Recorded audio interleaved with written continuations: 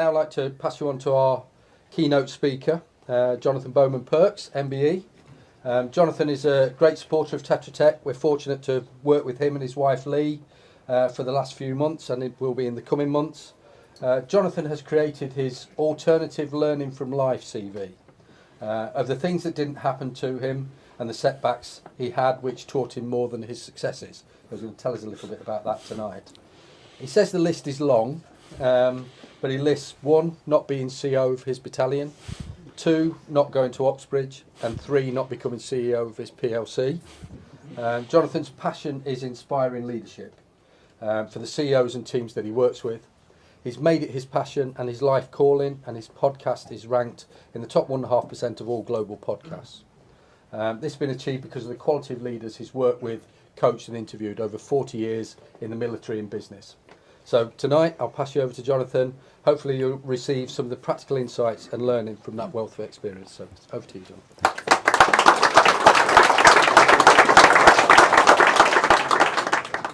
Defining moments define your leadership. I was in the anteroom of the officers' mess at the Royal Military Academy, Sandhurst, with my father's observer who'd flown with him on the Buccaneers on HMS Victorious, and a pilot called Roger. It was a lovely setting, but then the conversation got very deep very quickly. Roger, after a couple of glasses, said, "Your father bought my ticket."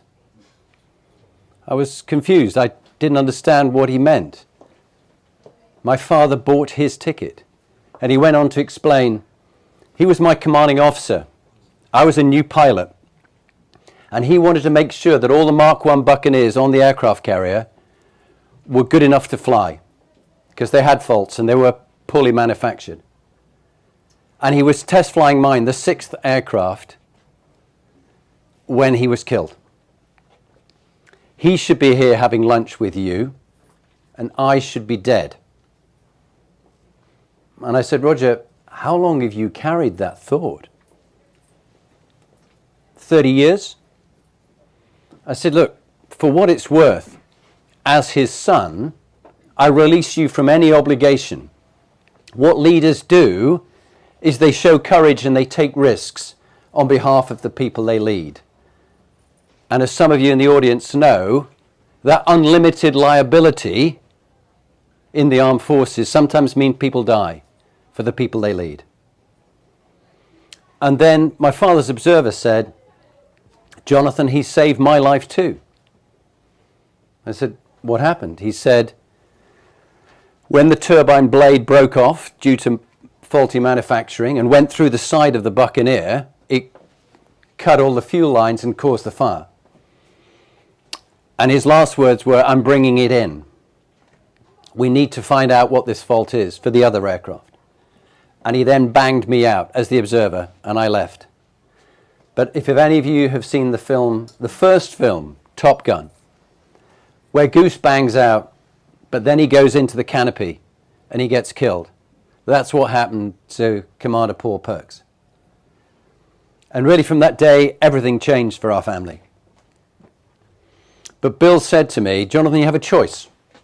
You can be a victim, poor me. Everything that's gone wrong in my life is because I haven't got a dad at the age of 2.5. Or you can choose to make your father and your mother, who went on to do lots of philanthropy, to be your role models and to learn from them and from others and pass on the wisdom from inspiring leaders to others." Which is why I'm honored to be here with Tetra Tech and you tonight.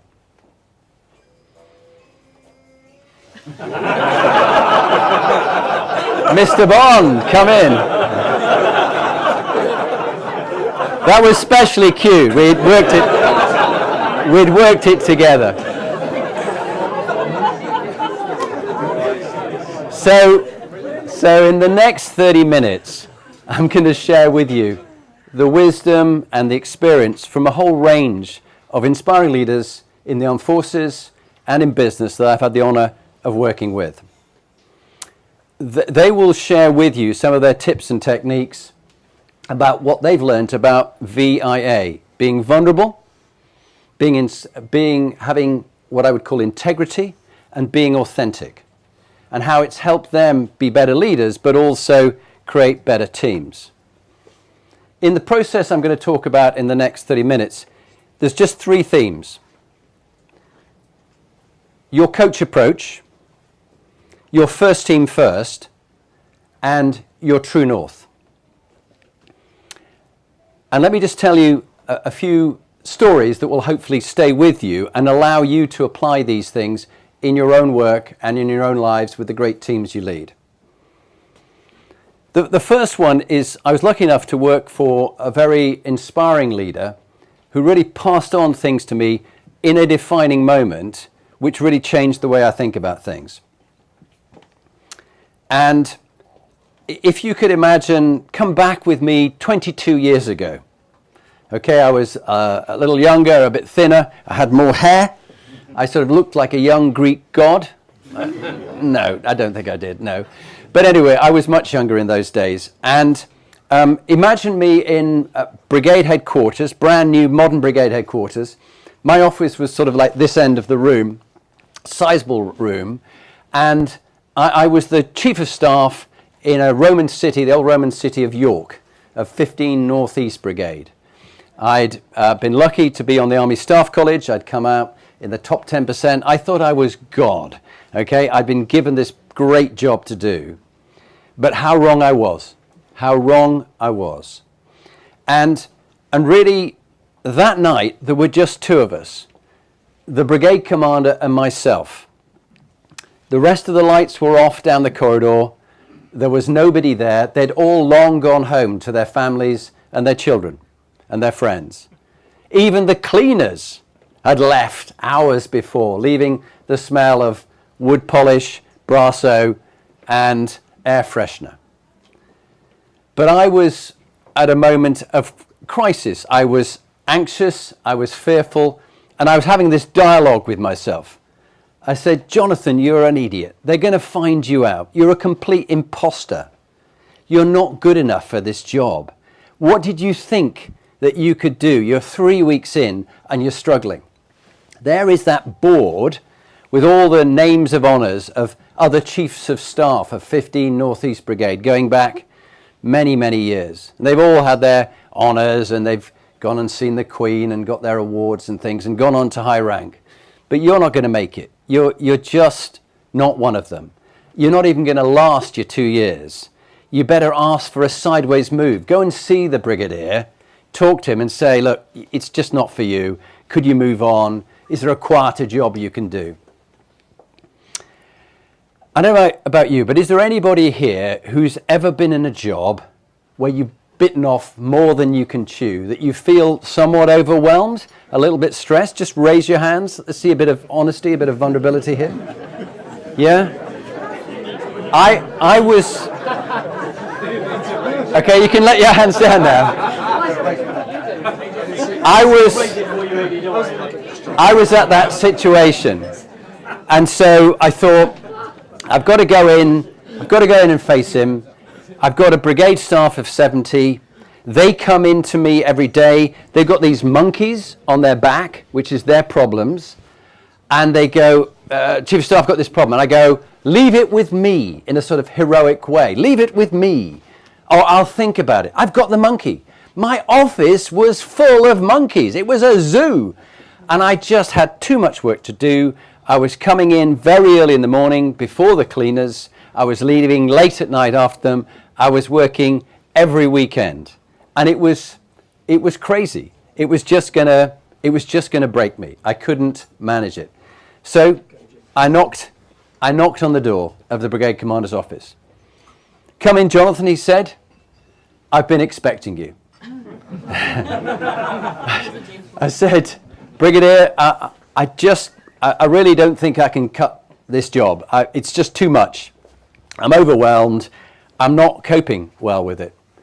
I said, how did you do it? You were a brigade chief of staff once upon a time before you got promoted. What was your way of doing it? He said, okay. He said, have you tried the coach approach to leadership? And I said, tell me more. He said, You've got all the monkeys from everybody else. All the other officers are giving you all their problems. But are you empowering them? Are you delegating to them?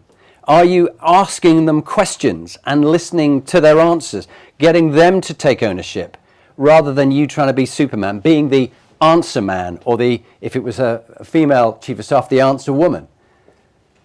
Try the coach approach. I said, so what is this thing? He said, well, you're going to learn it. You're doing your Open University MBA in your spare time, which was part of the problem as well. He said, you're going to learn about it there, but try the T-GROW model. And this is a process that some leaders use. T, the topic, G, the goal, R, the reality, O, the options, and W, your willingness to act. So he said, go out there, practice it, you'll turn things around, I'm sure, but don't leave and don't look for an easier job, because this will pursue you wherever you are. It's your problem, it's your attitude you're taking. It's not the fact you haven't got enough hours in the day. So next day, I had a great chance to practice it. I went into the office. I'd hardly arrived at my desk before the CFO arrived, and she goes, Jonathan, we've got this problem. And I went, right, okay. Now, normally I go, Superman, yes, let me do this. Leave it with me. I went, no. I said, stop. I said, so what's the topic? She explained the topic. I said, okay, what's the goal? By the end of 15 minutes, what do you want to have achieved? And she explained, it's the budget. I need some more staff to help me with the budget planning. We're overwhelmed. Give me the reality. What are the facts? Now, she was off on one, explaining all the problems and the complexity of it. I said, can you bottom line that? Just give me the facts just simply. She did. What options have we got? She said, we've only got one option. I said, that's not an option, that's a decision. If you had two more options, what would they be? And she gave me them. I said, and what are you willing to do? If your job depended on this, and you bet your career on it, which one would you go for? And she told me option 3. I said, great, okay. So I said, out of 10, score of 1 to 10, if 1 is it's never going to happen and 10 is it's a definite, what score would you give it? She goes, I'd give it a 6. What would make it a 10? She goes, well, if I could have Mary to help me from the other department. I said, I'll get Mary to help you. What's it now? She said, it's a 10. Great. I said, I've got a financial-sized monkey here. Can you take it with you as you go? So she'd taken the gorilla that she had on her shoulders, and she'd kept it, and she'd taken one of mine. And soon, bit by bit, as time went on, I emptied the zoo. And then, as time went on with this new approach, as the Brigadier said I would, I had more strategic time to think. He said, Jonathan, I pay you to think, not to be busy. You're paid to think, not to be busy. Ask yourself that in your own role. Are you paid to think or to be busy? And so I had this strategic time to think. So then when a call came in from Army Headquarters, a great opportunity happened for us all, which I'll tell you about later. So with the coach approach, if you don't take a coach approach to leadership, you'll end up trying to be Superman, Superwoman, leave it with me, I'm in control, I have it all underhand, command and control, micromanagement. And it will break you. You will be broken by it, you'll be wrecked by it, and you will not think at the right level. However, if you do adopt your coach approach, you'll find you'll have more strategic time, you'll be empowering other people to think for themselves, and you won't be seen as the answer woman or the answer man. So, taking it from coaching individuals, what about coaching teams, and what do you do in a team setting? What I learned was what we call your first team first. So, join me a few years ago where I was a managing director in a PLC. I was really excited to be selected for this. I was one of 6 reporting to the CEO, and it was board and executive coaching, my favorite topic. I really loved it.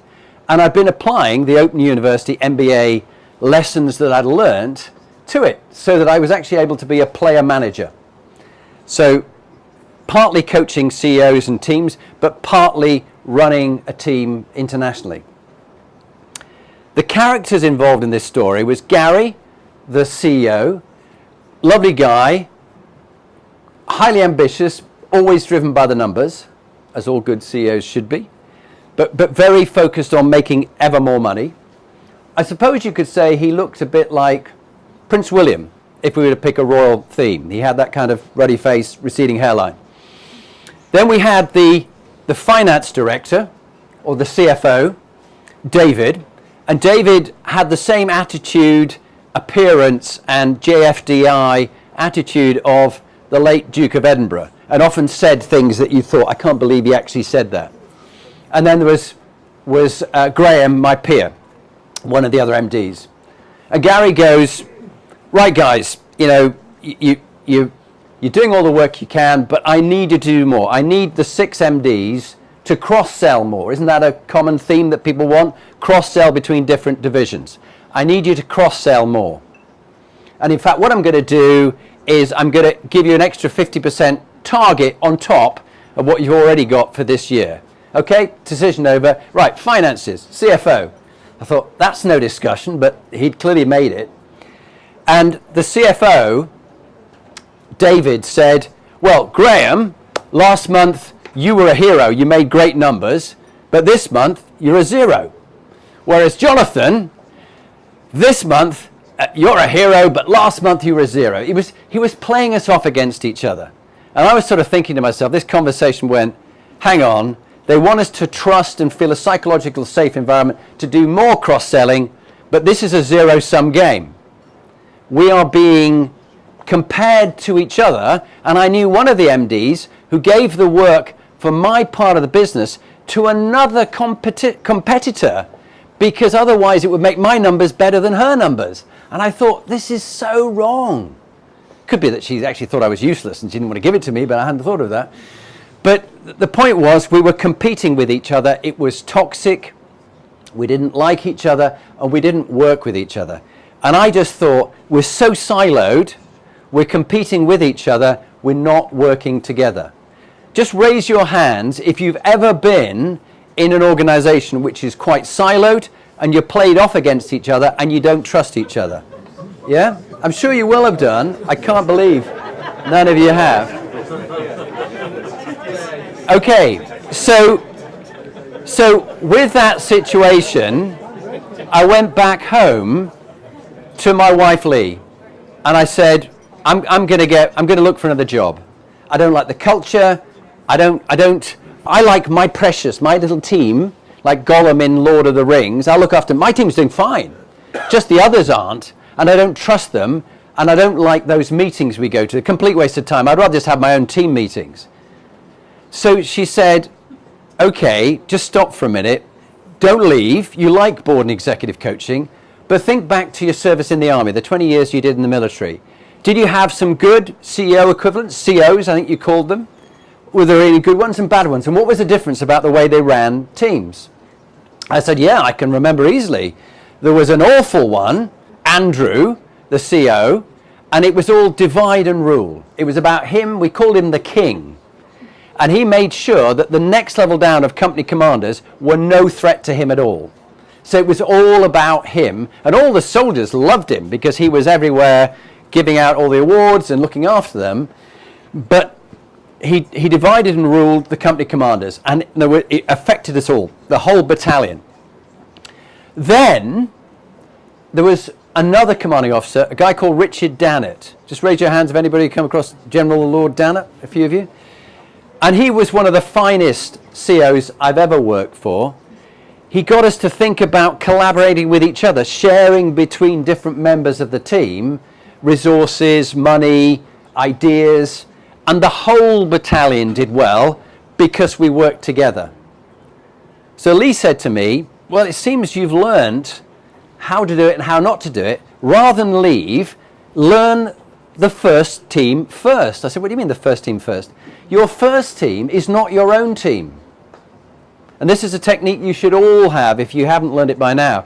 Your first team is the team you report up into with your peers. Rather than make them your rivals and have no time for them, share resources with them and see them as your first team. And your own team is your second team. Doesn't mean you don't look after them, but it means you think organizational wide rather than think about your little Gollum, my precious. So, if you don't think about first team first, and you think about my precious, my team, my special, you'll be selfish. You'll create this lack of psychological safety, untrustworthiness, and the whole organization will fail because you're not thinking at the right level. But if you do adopt first team first, you'll be trusted by others, you'll cooperate well with each other, and there'll be that sense of camaraderie, which below, if there's even the slightest difference between you two on your first team, way down in the organization, it will be miles apart. It will be like in a glacier. If you've ever seen those films of those going up Everest, where the glacier is at the top, it's a gap like this, but at the bottom, it's miles apart. And your people are struggling to even speak to each other. So, first teams first and trust. And I wonder, have you come across organizations and leaders where you just don't trust them? They're almost like slimy politicians. And politicians, of course, is rather topical at the moment, isn't it? And where they use the 3 Ps, polarization, post-truth, and what's the third one? Polarization, post-truth, and it's gone from me. It'll come for me in a minute. Polarization, post-truth, and populism. They're trying to be popular and do the right things, just like certain governments do occasionally. And it backfires. So to avoid that, the third part of the process is true north, your true north. Can you just stay with me, everybody, please? Can you just keep your voices down? Thank you. So your true north, I just want to think about a situation where you are thinking about being authentically yourself and following your integrity and doing the right thing. Join me on Mount Troodos in Cyprus. I know some of you have probably been there. Running up a 6,500 foot mountain with a Scots Guards team in the Cyprus Double Mountain Marathon. It was a hell of a competition over 2 days. And sweat was running down my face. I was carrying the backpack, stinky tired. And as I was running along, I thought, here comes the Royal Marine, 4-5 Commando, woof, running straight past, looking like Greek gods. And they were all able to talk as well, running at the same time. They were super fit, and I thought, they must know what they're doing. And I lacked confidence to believe in myself. And I thought, I'll follow them. So I folded up my map and put it in my pocket. Big mistake. And I started to follow them. And we were running like mad. Myself, Sergeant Fleck, and Piper Marshall. We were running like mad things, just trying to keep up with them. But over time, something began to dawn on me, that maybe they didn't know much about the mountain as I thought they did. And they started to hesitate, make mistakes at certain junctions. But I wasn't following my map, I was following them. And as we came round the corner, the stark reality of my situation hit me. There was a sheer wall and no way out of this valley we were in. We were stuffed. And as I ran behind the Royal Marine leader, the captain in charge of his team, he had a little badge on the back of his tracksuit, and it said, "Don't follow me, I'm lost too." Don't follow me, I'm lost too. And it was at that moment I realized, you are stuffed. You are just way off track. You don't know where you are. And I was in a complete panic. I thought, I'm going to have to get back to where I last knew I was. I'd got off purpose. I wasn't on purpose, I was off purpose. And at that moment of crisis, I was joined on the track by my late father. He just, in my imagination, he was there with me. And he goes, "Well, son, you've got yourself in a right pickle here, haven't you? You lacked integrity, you followed someone else, you didn't believe in your own true north, and you're now stuffed. You've got to re-recruit yourself, and the darkest part of the night is just before the dawn." He said that you mustn't be following others. He said, when I was a midshipman in 1952 on board HMS Belfast, we were fighting and firing guns all the time. It was chaos. And there's a lot of minefields laid by the North Koreans and the Chinese and the Russians. And he said, don't do what one of the captains did. He followed the other ship, and the first ship went to the minefield, and hit a mine, and the second captain wasn't thinking for himself and just followed the first one blindly into the minefield. Don't do that. So I took that situation and learnt from it. Just tell me, raise your hands if you've ever lost track, lost a sense of proportion of what's going on, have been following others but haven't followed your own true north. Honestly, just raise it. I'm sure we all have. So, my advice and the tip that works for me, when you find yourself in a situation where you're being challenged or your integrity is under question, no one else might be there. But imagine your guru, which in my case is my late father Paul, being there with you. You could have anybody, Her Majesty the Queen, a mother, a father, whatever it might be. But imagine they're with you and it's all being filmed. And it's being put on YouTube and a BBC documentary with the thought bubbles you're having in the script rolling below the bottom of the screen. Would you be proud if your family saw what you were thinking and what you were doing? I know I've been times when I would have been ashamed of what I've done, and having that guru might just be a good thing for you. It's almost like an imaginary support team for you in that moment of crisis. So, of those three things that I've mentioned to you, it will help you navigate through the most severe terrain and over the roughest seas. And that is your coach approach, your first team first, and your true north. So you may be wondering what happened at the end of all those three stories. And because they were each a defining moment with a lesson in it, here's roughly what happened.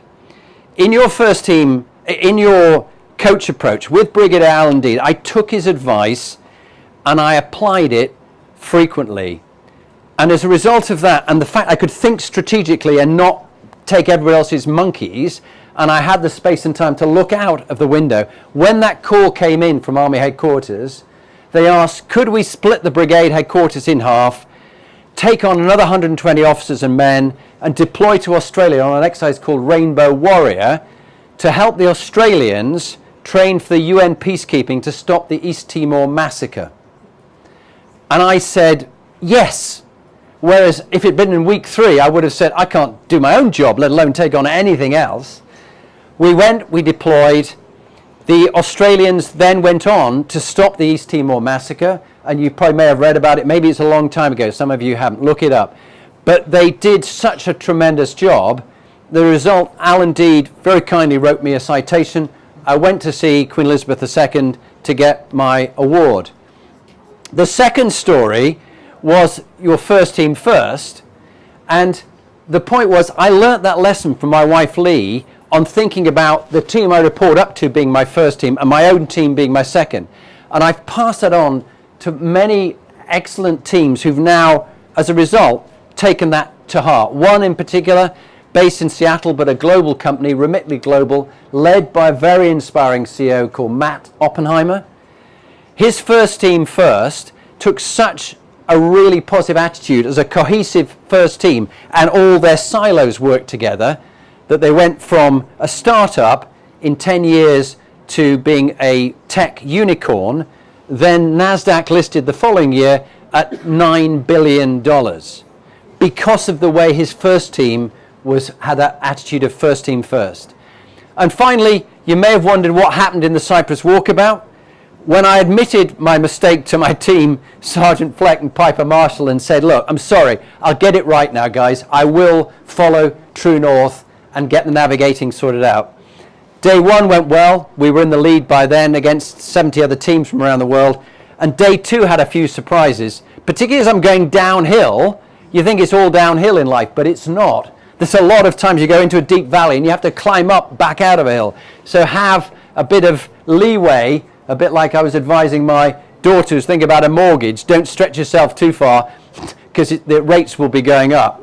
But in the final bit, the commanding officer of the Scots Guards flew in a helicopter above us, and he put pipers every 500 metres, and you saw how proud they were at the Queen's funeral, but full Scots Guards regalia, playing Scotland the Brave. And I don't know about you, but it was like moments in Chariots of Fire, even though we were knackered at the end of 9 hours of running. But anyway, we came in through the finish, the three of us. We set the world record, hasn't been broken. I think it was 8 hours and 9 minutes.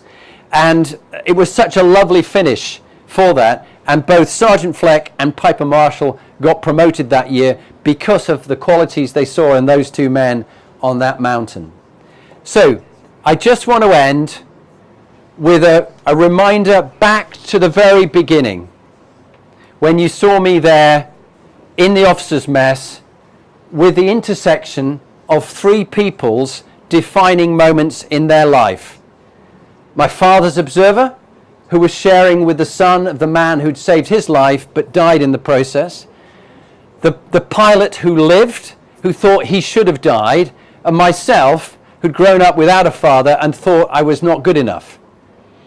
And then I'd like you to think about any defining moments in your leadership and your life. And how did it change the way you thought and the way you acted? And I'll end with one final prop. My mother, before she died, passed this hat on to me, this naval hat. It's my father's, and if the cap fits, wear it. And so I just want to end by saying, on behalf of Tetra Tech, thank you for being here tonight, and I wish you safe travels.